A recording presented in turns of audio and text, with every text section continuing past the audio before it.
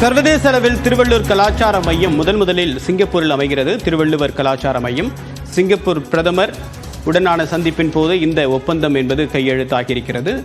இந்த வகையில் வெளியுறவுத்துறை அமைச்சருடைய இந்த முயற்சி என்பது தமிழ்நாட்டில் இருக்கக்கூடிய தமிழ் உணர்வாளர்கள் மத்தியில் ஒரு மகிழ்ச்சியை ஏற்படுத்தக்கூடிய செயல். சிங்கப்பூரில் இருக்கக்கூடிய அலுவல் மொழிகளில் தமிழும் ஒன்றாக கருதப்படக்கூடிய நிலையில் தற்போது அங்கு திருவள்ளுவர் கலாச்சார மையம் அமைக்கப்படும் என்று ஒப்பந்தம் கையெழுத்தாகியிருப்பது குறிப்பிடத்தக்கது. விரிவான தகவலுடன் நம்முடைய சிறப்பு செய்தியாளர் சுசித்ரா, விவரம் என்ன? சிங்கப்பூரில் திருவள்ளுவர் கலாச்சார மையம் அமைப்பதற்கான ஒப்பந்தத்தை தற்பொழுது இந்தியா மற்றும் சிங்கப்பூர் ஆகிய நாடுகளிடையே ஒப்பந்தமானது அதிகாரப்பூர்வமாக கையெழுத்தாகியுள்ளது.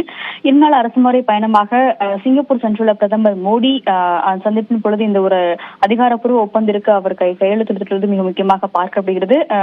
அந்நாட்டினுடைய சிங்கப்பூருடைய பிரதமர் லாரன்ஸ் வாங்குடைய சந்திப்பின் பொழுது இந்த ஒரு ஒப்பந்தத்திற்கான ஒரு கையெழுத்தை தற்போது இந்தியாவானது தற்போது பதிவு செய்திருக்கிறது. மிக முக்கியமாக தமிழர்கள் மற்றும் குறிப்பாக இந்தியாவினுடைய கலாச்சாரம், பாரம்பரியம் மற்றும் மொழிகளை, பிராந்திய மொழிகளை உலகம் முழுவதும் பரப்பும் விதமாக இந்த கலாச்சார மையங்கள் அறிமுகப்படுத்தப்படும், அமைக்கப்படும் என்ற ஒரு அறிவிப்பு என்பது பாஜக தேர்தல் அறிக்கையில் ஏற்கனவே வெளியிடப்பட்ட நிலையில் தற்பொழுது முதல் கலாச்சார மையம் என்பது சிங்கப்பூரில் அமைய உள்ளதாகவும் ஏற்கனவே மத்திய அரசாங்கம் சார்பில் அறிவிப்பானது வெளியிடப்பட்டது. அதற்கான ஒப்பந்தத்தை தற்போது அதிகாரப்பூர்வமாக சிங்கப்பூர் அரசாங்கம் மற்றும் இந்திய அரசாங்கங்களிடையே ஒப்பந்தமானது கையெழுத்தாகியுள்ளது. இது மட்டுமல்லாமல் சுமார் 160 பில்லியன் USD டாலர்களுக்கு நிகரான ஒரு முதலீடுகளுக்கான ஒரு ஒப்பந்தமும் இந்த சந்திப்பின் பொழுது கையெழுத்தாகியுள்ளது மிக முக்கியமாக பார்க்கப்படுகிறது. மிக மிக முக்கியமாக தமிழர்கள் அதிகமாக இருக்கக்கூடிய சிங்கப்பூரில் இந்த கலாச்சார மையமானது முதல் முறையாக கொண்டு வரப்படுவது என்பது பெருமை சேர்க்கும் என்ற ஒரு கருத்தையும் பிரதமர் மோடி அங்கு அந்த சிங்கப்பூருடைய பிரதமருடன் சந்திப்பின் பொழுது அவர்கள்